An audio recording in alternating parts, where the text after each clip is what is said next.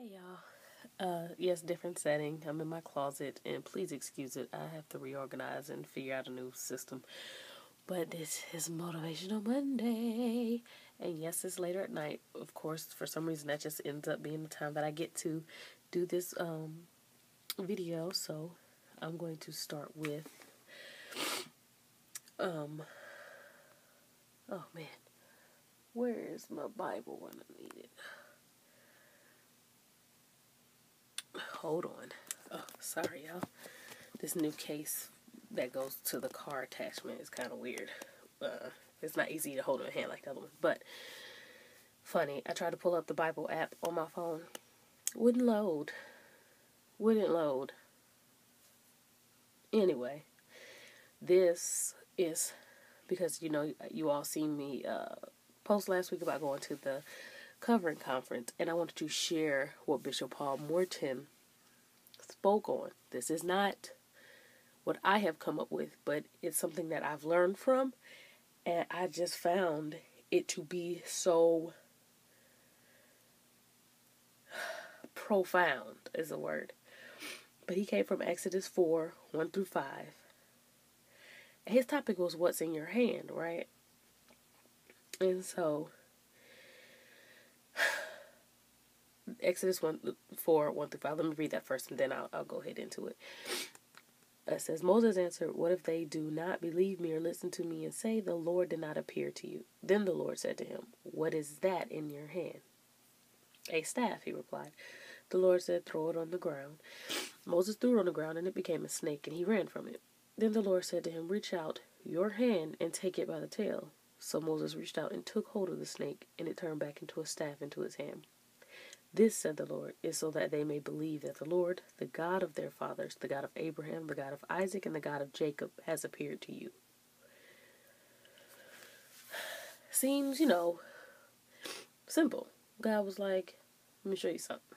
Throw it down, turn it into something. Pick it up, it's going to turn into something else. Going back to what it was, But the way that it was dissected, that passage, it's... in that is so many things. Because Moses listened to God, although he was scared, or he was unsure, or he was confused. What God said to do, he did regardless. And that's what we have to learn to do. Also, the rod that he had in his hand, he's had for so long, He used to this. He used to that, But when God told him to throw it down, initially, he kind of was like, well, why? He threw it down. And it turned into something new. So that stick became a whole new, better stick than it was before. When you take your talents and you take your issues or you take whatever it is and you throw it down in front of God, and when he tells you to pick it up, to pick it back up, it's going to be so much better than it was before you threw it down. And I say that because it's like, man, I wish I was there. Like, I could feel the awakening I had when this was said. We have to listen, and we have to have faith, and we have to lay everything down in front of God. Our finances, our relationships, our addictions, our talents, we have to lay it all down so God can bless it, show us what it is, and then show us how to use it.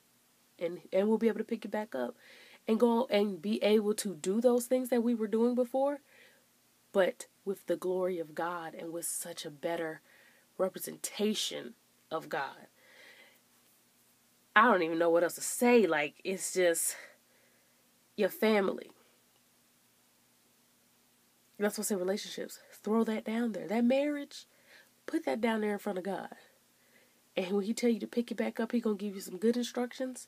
And it's going to be better than it was before you put it down. Let him lead. Let him lead. And that's where I'm at in my life. I want him to lead, and I have turned everything that I can over to him. And whatever I didn't think, I did that night when I heard this message. So what I want to say to y'all, throw it down at his feet. Throw it down. Throw it down. Because when God tell you to pick it back up, it's going to be 10 times greater.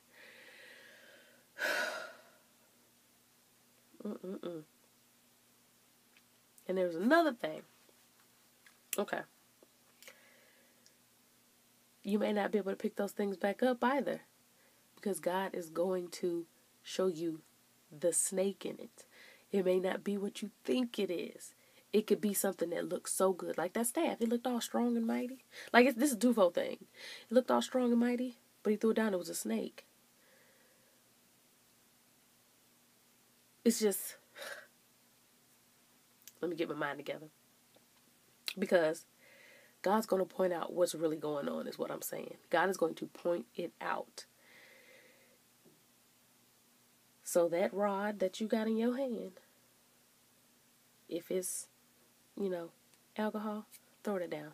You don't necessarily, when you throw it down, that don't mean you got to pick it back up. The Lord ain't necessarily going to tell you to pick it back up, but you need to throw it down so he can tell you what to do with it from that point on. You can't just take it and, go to the store, it's a rack of rods, right?